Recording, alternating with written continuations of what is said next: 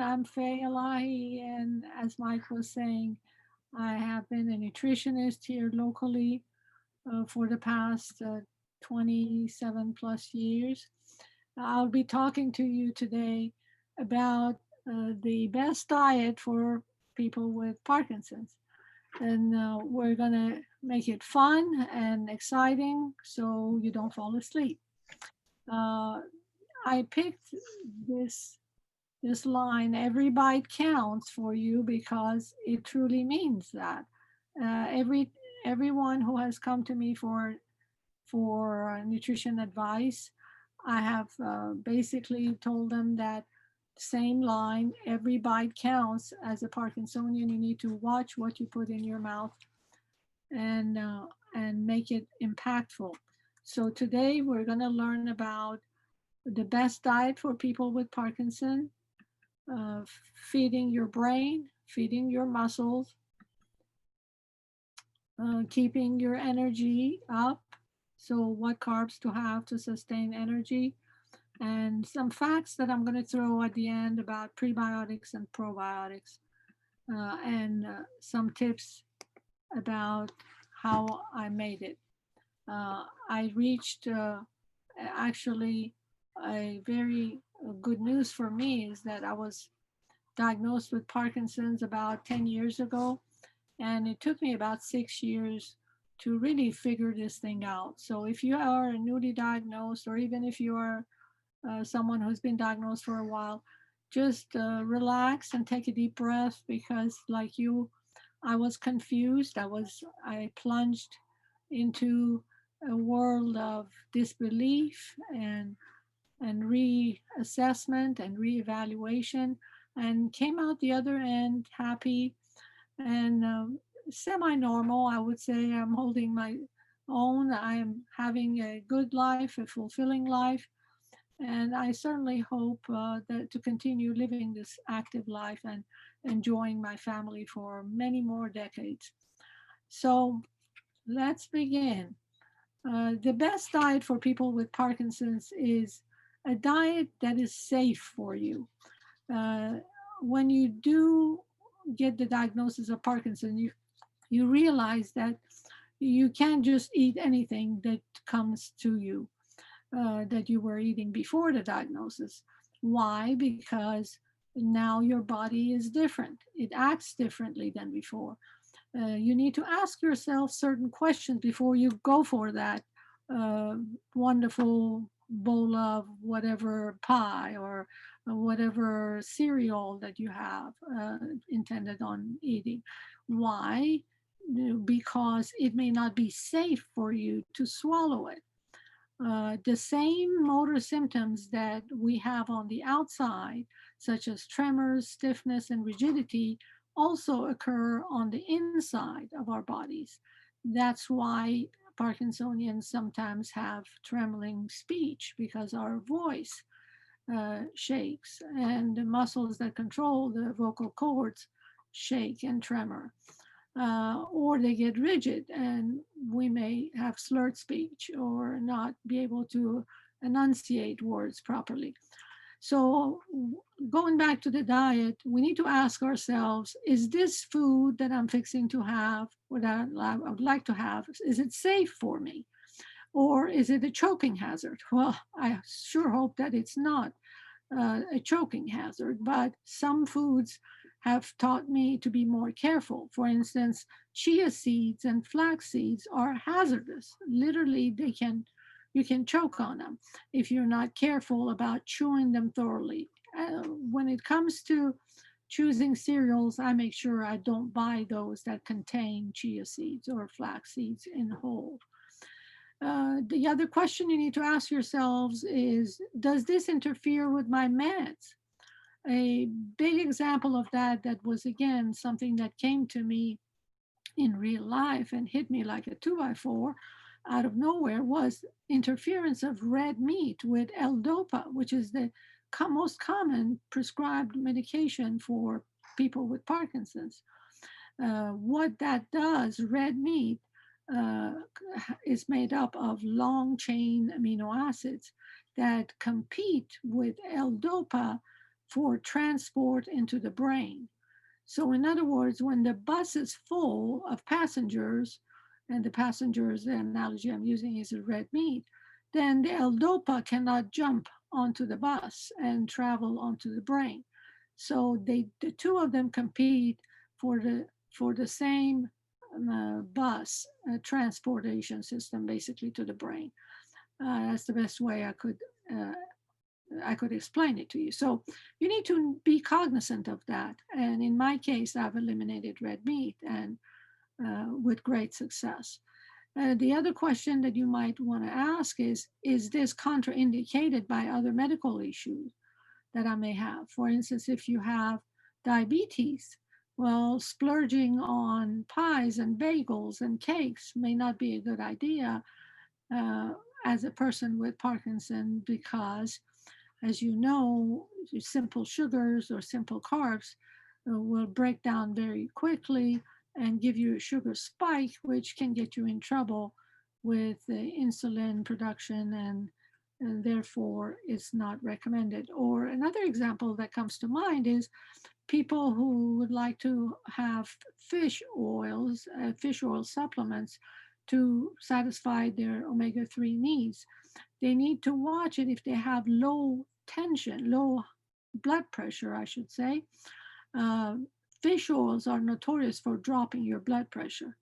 So you need to have them with a meal if you don't want to have that kind of an effect, and or you need to get your fish oil basically from food if you happen to be a hypotensive person.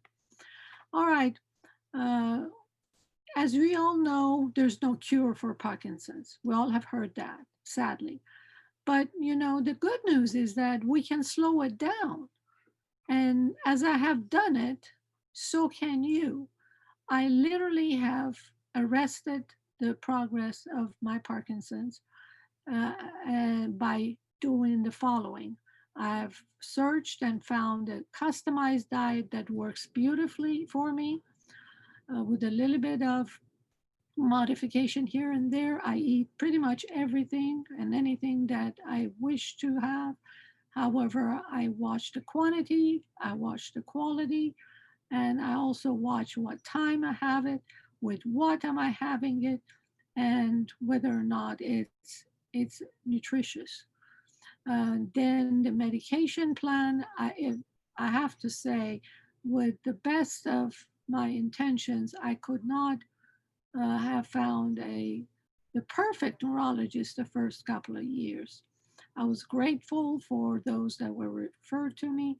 However, finding one who really understands you, trusts you, and that you can trust back and listens to you and you can uh, basically confide in and share the changes that you're going through is hard. It took me about 6 years to find that ideal, good neurologist that I'm very happy with right now. So you need to do that. And daily exercise, as Mike was saying earlier, all the different Parkinson research groups point to the fact that we need to keep moving. As the theme of this symposium implies, we need to keep our bodies and muscles moving, otherwise, we get stiff and more rigid. And the more rigid we get, the less we want to move, and you know the rest. So, that's how the best treatment plan should be. Let's talk about some facts about your brain. Our brain tends to shrink with age, sadly. But the good news again is that scientists believe that our brains can increase in size the more we use it. So my motto is use it or lose it. According to a neurologist in Baltimore, Dr. Fatuhi, we can grow our hippocampus, which is the center in the brain that's in charge of our short term memory, by doing some exercises, as well as taking DHA, which is a form of omega 3, daily to improve our short term memory. So, yay, there is good news after all. Um, our brain needs to keep us young, so we need to do what it takes to keep every cell in the brain healthy. And that is basically the word neuroprotection. Neuroprotection is the process of supporting healthy brain cells for as long as you can. A randomized clinical trial was done on adults over 70 years of age that showed that daily supplementation of 1,000 milligrams of omega 3 coming from fish oil, so DHA and EPA, for 3 years helped maintain executive function among those who were at risk for dementia. And we don't want dementia. So if you don't, there you have it. A good formula that's been proven to work is taking 1,000 milligrams of omega 3 from DHA, EPA every day for a long time, for hopefully 3 years minimum. All right, another meta-analysis, which is a fancy word for overview of different studies on EPA and DHA, which are the omega-3s, showed that adults above 70, again, with mild memory complaints, taking 1,000 milligrams of EPA DHA a day experienced improvement in memory recall over 6 months. Now, this one is 6 months, and the previous one was for 3 years. So, as you see, there are all kinds of benefits coming from these oils, and only 1,000 milligrams a day is all you need to take. Now, where can I get them, right, is the question that's begging to be answered. And what are they? What should I look for? There are three main omega 3 fatty acids. The number one from plant source is alpha linolenic acid, or ALA. Sometimes when you go to the grocery store, you see a quick statement on the label. This product contains 500 ALA per serving. So that's what they mean, alpha linoleic acid, and that is a form of omega 3. The second group is EPA, and the third is DHA, which we talked about earlier. The best DHA and EPA sources come from seafood, fatty fish such as wild salmon, cod, mackerel, sardines, all are good sources of DHA, EPA, and there also are good sources of vitamin D. Egg yolk is also a good source. So there you have the examples from seafood that are easily converted into DHA oil by our body that in turn help our brain stay healthy. The ALAs are not as absorbable because we don't have the enzyme to convert them into the usable form of omega 3.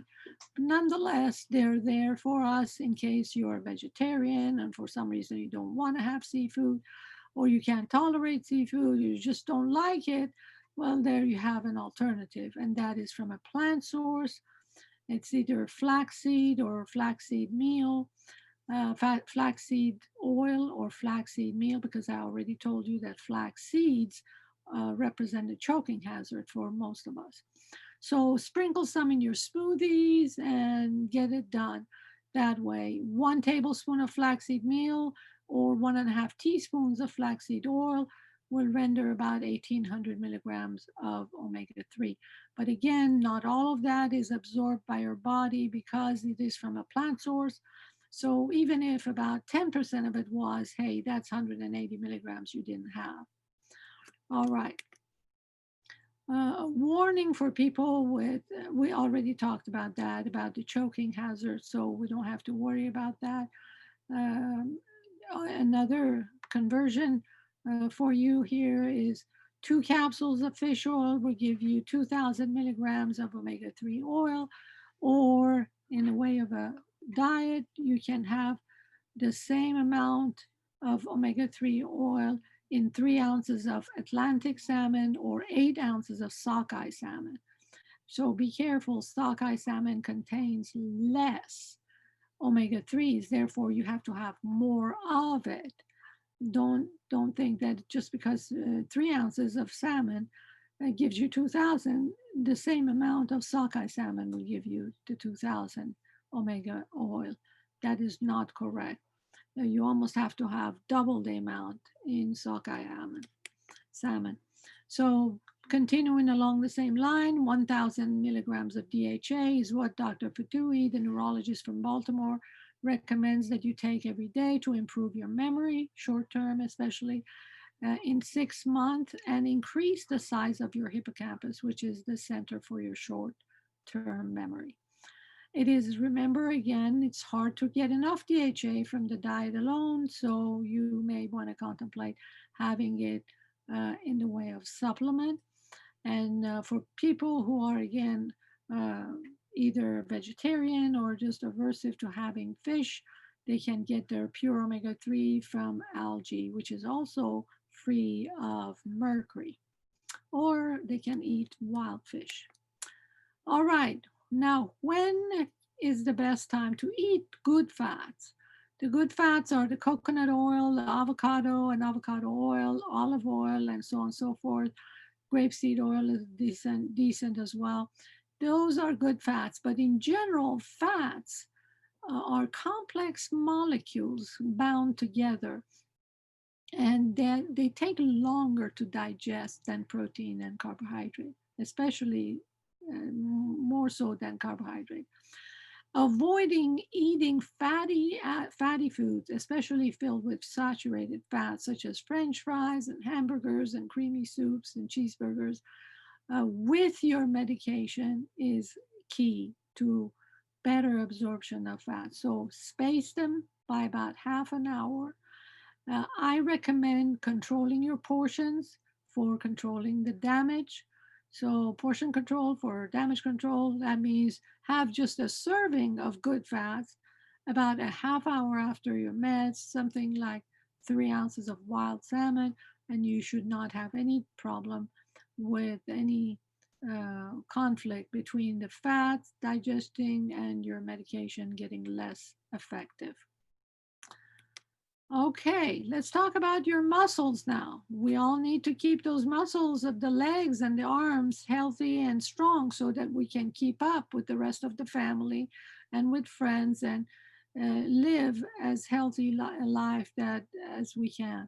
The best way to have proteins, in my opinion, is having seafood. So again, I get inspired by the Mediterranean diet, which is based on seafood, less chicken and turkey and pork, and more, again, sea animals and plant proteins such as beans, legumes, soybean, all kinds of beans, the navy bean and garbanzo bean, and all of those are acceptable. Mushrooms. So as you see, I have a lot of choices there up on the screen for you of best protein sources for people with Parkinson's that don't interfere with your medication absorption. And if you have it in lesser quantity, you can pretty much have it within half an hour of your meds and not have any indigestion, reflux, or problems with efficacy of your drug. Speaking of efficacy of the drug, there was a striking research that I caught for you that showed that having a small amount of red meat can lower your absorption rate and efficacy of L-DOPA by 50%. That's 50.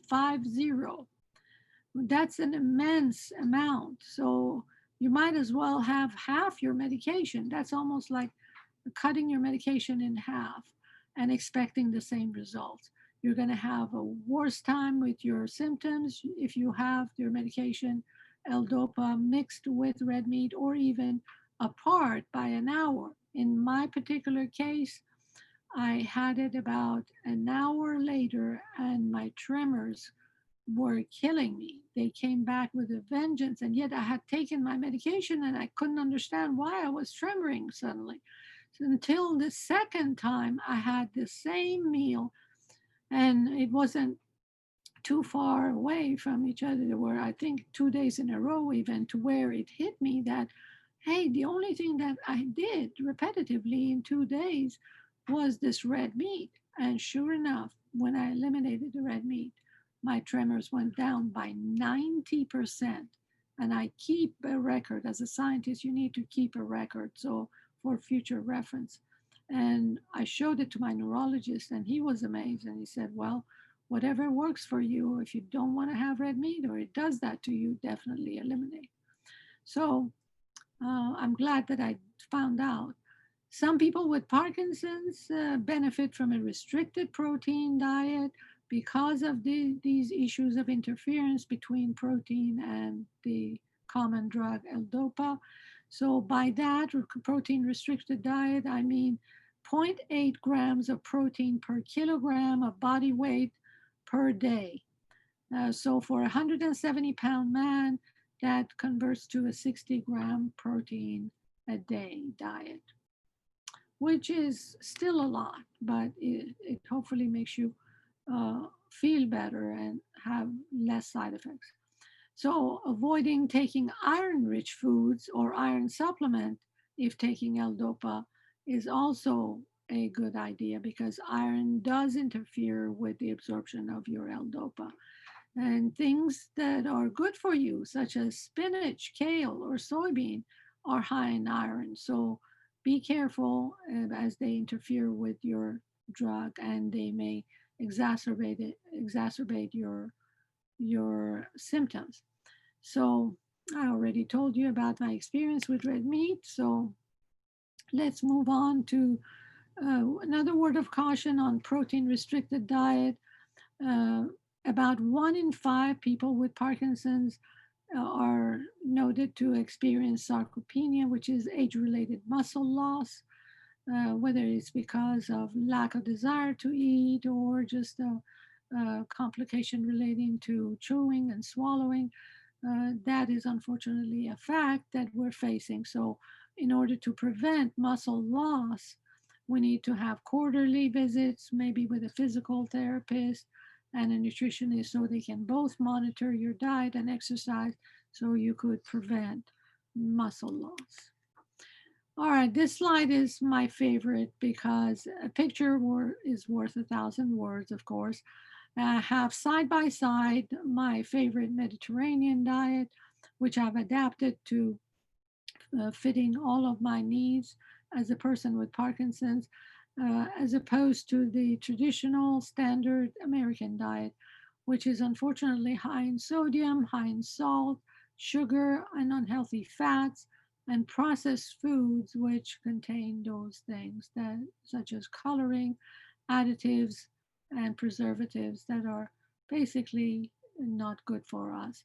There are calorie rich foods, as you see on the base of the pyramid on the American diet side, with shakes, milkshakes, and cupcakes and brownies, and lots of variety of fast foods such as pizza and hamburger, cheeseburger, and all those good things that we all have been exposed to in our lifetime.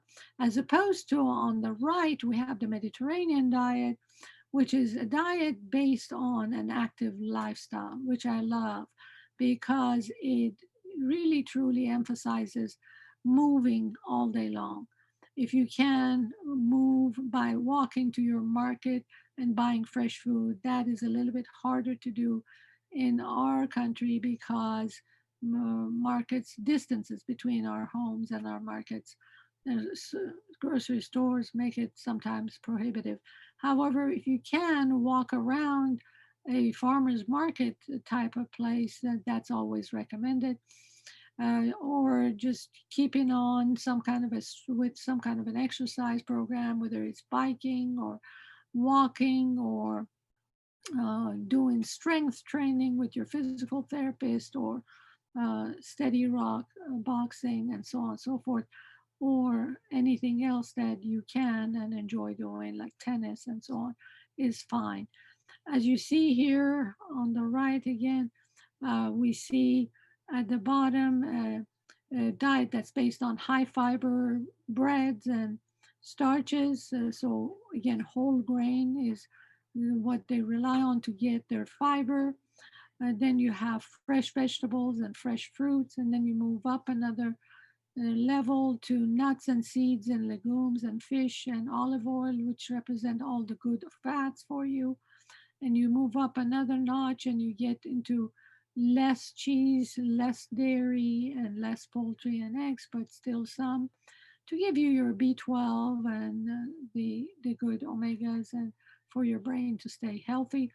And then on the very top, you will see the least amount of red meat and sweets and salts are are really classified as not really recommended. In my diet protocol, there is no red meat, as I explained earlier. But if you can have a little bit and not have interference with your drug, then all the power to you. But I don't recommend it. All right, let's move along and talk about your how to sustain your energy, which is everybody's question probably.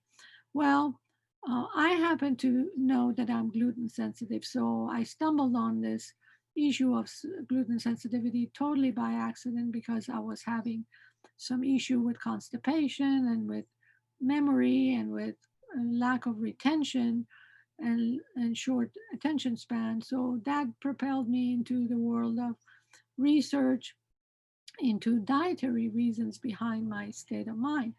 And I found out, lo and behold, that gluten, which is an inflammatory grain protein found in wheat, barley, and rye, and by cross contamination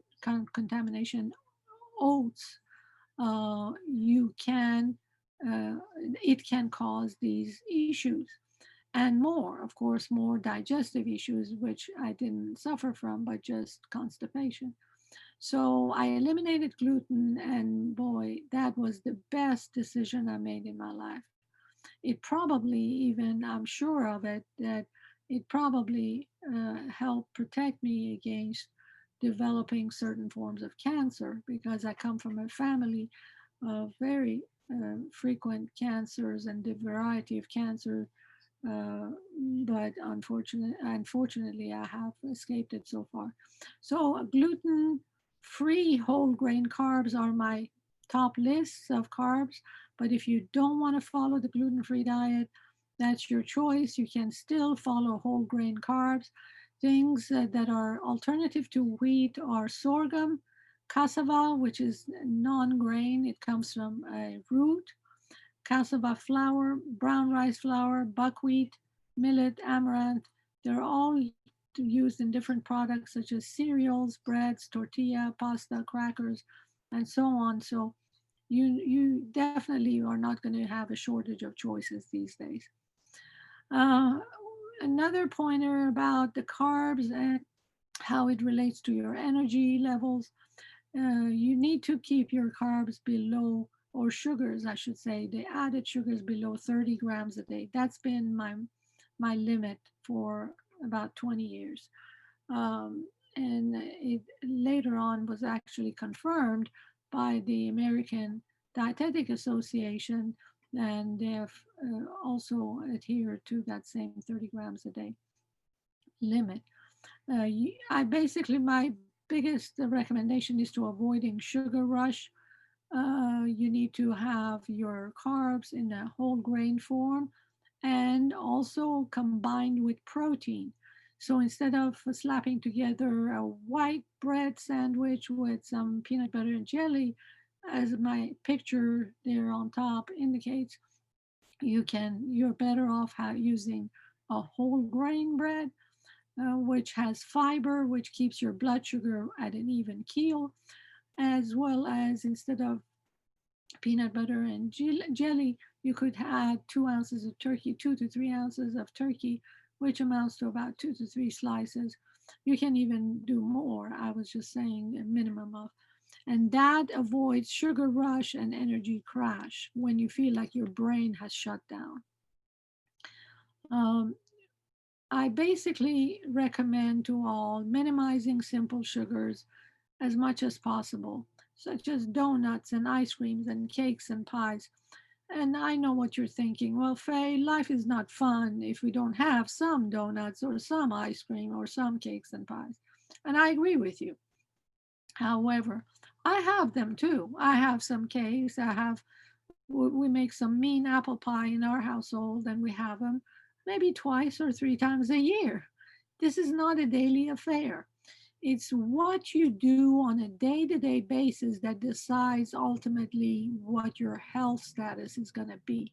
It's not the once on a Thanksgiving day when you have a desire to have a pumpkin pie with a scoop of ice cream on top. Well, you know what? I'll be the first person to serve it to you. Ask my family. They know I'll make these pies 2 weeks ahead. I'm so excited to serve them, but and to enjoy it and eat it. But we don't do it daily. And remember, junk food is junk food, whether it's gluten free or not. It is junk food. So a lot of people who turn gluten free, they run to my office and they show me their several packages of brownies and cookies that are high in sugar and totally low on nutrient value. And I say, well, is that what you found at the store? And they say, yes. And we're happy to go gluten free as long as we can have these. And I say, absolutely not. You can have maybe a bite or two every now and then, but to base your diet on brownies and cookies and pies, that would not lead to good health. And so, again, my philosophy behind that was that junk food are empty calories that are low on nutritional value and therefore they produce low energy. You know, as a person with Parkinson's, I realized a few years back that I was not really enjoying as much eating my favorite foods. And I thought it was a passing thing. It was just a day that I didn't feel good, maybe, or something. But as it happened more frequently, I realized that it may be related to my Parkinson's. And sure enough, as I researched it, it showed that this is a non motor symptom of Parkinson's. Well, I wasn't happy about that, that's for sure, because I'm the biggest eater in my family, and I really enjoyed very much sitting down with my family and eating. So when you combine the lack of desire to eat to various problems with chewing and swallowing and digesting, well, it's no wonder most people don't eat as much, right? With Parkinson, of course.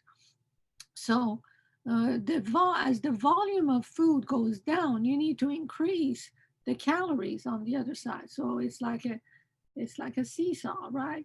The volume of it goes down. You need to increase the calories so that you end up getting the same nutrient value. So you need to. That's where the motto "every bite counts" come in.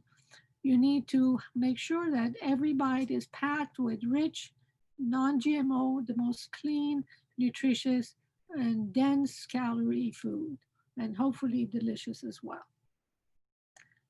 All right, a sample of the daily diet for me, which would fulfill those rules of nutrient packed and delicious and nutritious diet, is presented to you right here. In green, you see the breakfast. I have a large gluten free brown rice tortilla with a large egg, and half an avocado, or sometimes a whole avocado, and a cup of green tea. That helps me pack about 12 grams or more, like 14 grams of protein, 12 grams of fiber, very little sugar, and about 28 grams of good fats from avocado and egg. For lunch, I have 2 slices of gluten free whole grain bread for my sandwich, plus the 2 ounces of or 2 slices of turkey, plus a cup of salad and a tablespoon of mayo. Again, you can pick up another 16 grams of protein, 7 grams of fiber, and a good amount of good fats coming from your whole grain bread and salad dressing and your mayo. And for dinner, yes, I look like a goat because I have my pile of 5 cups of leafy green salad, 2 tablespoons of vinaigrette dressing on top. For another good source of omega-3, and 6 ounces of tuna. I've picked up another 42 grams of protein there and some more fiber and some good fats in the vinaigrette. The tuna alone, if you see that next to it, gives you another 36 grams of protein. So for that 170-pound man that we talked about earlier, who needed 60 grams of protein, imagine about two-thirds of their protein intake or allotment is met in just one meal. And that's through the tuna. So you see, it's not hard to meet that 60-gram mark for protein. For snacks, I recommend having, again, things that count towards healthy brain, healthy body, healthy muscles, healthy omega acids. So I have 14 walnuts, walnut halves for 2,000 milligrams of omega-3. And for desserts, I love to have a half a cup of Greek vanilla yogurt with about a cup of organic blueberries and a tablespoon of flaxseed meal. So as you see there on the bottom right, I've added all of it up. We all need, as men, you need about 40, 45 grams of fiber, but 30 is good enough because this is just a sample. Some days you can average more and some days you do less, so it all comes out even. The 30 grams of fiber was from the brown rice tortilla, the avocado, the whole grain bread, and the salad. 93 grams of protein, that's unbelievable, isn't it? 61 grams of fat, 68 carb, and 28 sugar for a whopping 1,355 calories. And look at the omega-3 fats. We picked up about 4,100 milligrams of that for a healthy brain. So let's talk a little bit about prebiotics and probiotics because I get a lot of questions about them. And I want to clarify and separate facts from fiction. Prebiotics are those three little stars that are eaten up by the Pac-Man looking probiotic. Prebiotics are just fibers that are so they're resistant starches or non-digestible fibers that go through our system undigested into the lower gut, where they get picked up by these probiotics that are sitting there waiting for their food, and they get fermented by them. And as a result of fermentation, those probiotics spit out some good friendly bacteria that will feed our colon cells to keep them healthy, keep the cancer away, and keep the blood circulating in that region. So that's the role that these probiotics play in the lower colon. And the prebiotics are there to feed them. So these guys stay healthy and keep us healthy. The only problem in some cases is that eating too much of these prebiotics can cause irritable bowel syndrome. And those foods are onion, garlic, wheat, and rye. On the next page, here are some examples of prebiotics.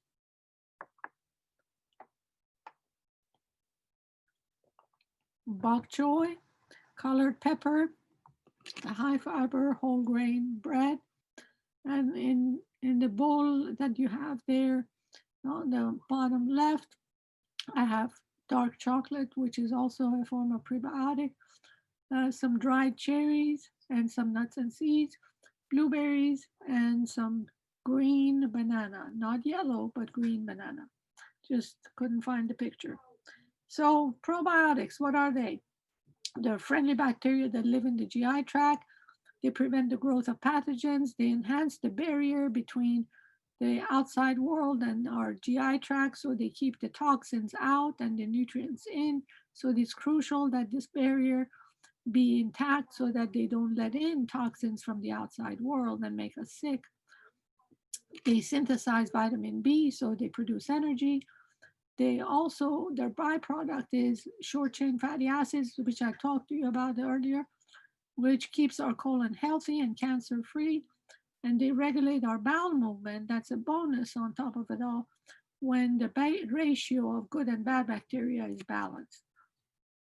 Probiotics, though, I want to use a word of caution here, is not for every Parkinsonian. You need to watch that. It's not actually for everybody either. Probiotics need to be customized based on age, disease state, lifestyle, GI issues that you may have. If you have reflux, you don't need certain probiotics because it can get it worse. Genetics play a big role, and health goals. And when to start probiotics and what strain matters. So you need to have a study done on you specifically to really zero in on your specific ideal probiotic before you start on it, because you can do more damage than good. There are three general categories of them: lactobacillus and bifidobacter, Saccharomyces, which is a form of good yeast, and spore forming bacillus. Again, the word of caution: lactobacillus and bifidobacteria preparation in the form of probiotics might again is the key word, pathogenic colonization in people with immunocompromised system, such as Parkinsonians, rheumatoid people with rheumatoid arthritis, diabetes, celiac, Sjogren's syndrome, hypothyroidism, lupus, and gluten sensitivity. So let me wrap up by telling you how I reached this point in my life, which I consider a success, and my neurologist agrees with me. It took me about 6 years again to build the best medical team, as well as family and friend and caregivers and advocates, so that we could all ensure that I stay healthy for the long haul. You need a good movement disorder nutrition neurologist who is versed in the movement disorders, so you can get the right diagnosis early on. A nutritionist who is again versed with problems that we confront as Parkinsonians, so not just someone who has read some chapter in a nutrition book and tries to do their best, but you need to have someone who's familiar with your issues, look into how to get you the help that you need. A physical therapist is essential to get you a good design, a good physical program, an activity program, so you can keep moving and stay moving for the long haul. Speech pathologist to keep the swallowing issue and your speech issues all worked out. A psychiatrist is not necessary for all. I don't want you to think that you all are going to need one. I have certainly not needed one after about 11 years, but it's not a bad idea to have some on hand. So keep a good ally in your on your camp, because I hear that there are some of us that can develop depression or hallucinations due to the long-term use of drugs and so on, or the disease progression. Families are, of course, crucial because you need to be loved, you need to take and give love. The friends are crucial as well to make you feel the same person, as healthy and vibrant as you were before Parkinson's. Caregivers and advocates. Caregivers could be the same as family members. In most of our cases, that is the truth. But if you don't, then that's okay. You can always hire one or ask for someone to help you. Having a daily ritual is key to your success. In my case, I wake up and I immediately have my med. Then that gives me the energy to keep going. Then I eat to sustain that energy for the long haul. And then that propels me to start my walking. I do walk about 3 to 4 miles about 6 times a week to keep my leg muscles going and my upper body also in shape and my bones strong. Did you know that? That can keep your bones strong because it's a aerobic type of exercise, weight bearing for ladies. And then I repeat that same cycle until the end of the day when I sleep. And sleep is a good thing, again, for you to keep in mind. You need to have quality sleep. So if you don't have sleep, a good uninterrupted 6 hours or 7 hours of sleep, you need to find out what the underlying cause of it is and not just pop some sleeping pill, because that can, on the long run, cause grogginess and addiction to the sleeping pill, which is going to make matters worse. Use it or lose it. We talked about that. So do your mind body exercises every day, do puzzles and so on to keep your brain healthy, simplify your chores, build a meaningful social life, call a friend every now and be flexible because this disease can change faces, as you know. So one change at a time is a good thing to do to implement. And then finally, attitude of gratitude is essential to lower your stress, to keep you positive, because guess what? Right now is the best time of all times to have Parkinson's. You know why? Because not as Mike said, that you have the best support groups in Dallas and so on, and I'm sure are all around the country, but you have the best tools available, the best extended release medications, and the best physical therapies and exercises that they have found to be effective in fighting this Parkinson's progress.